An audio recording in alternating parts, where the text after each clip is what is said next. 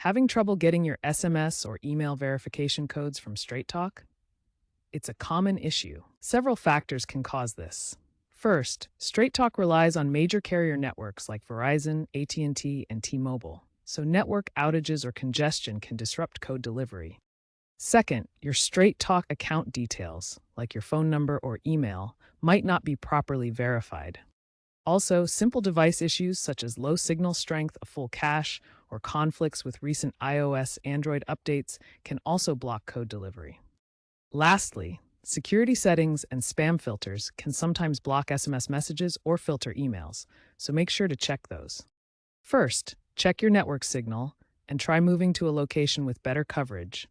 Then restart your phone. Next, log in to your Straight Talk account at straighttalk.com and confirm your phone number and email address are correct. Clear the Straight Talk app's cache or reinstall the app if needed.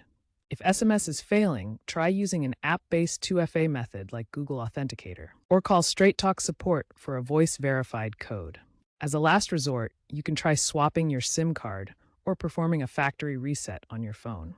If all else fails, contact Straight Talk support directly at 1-877-430-2355.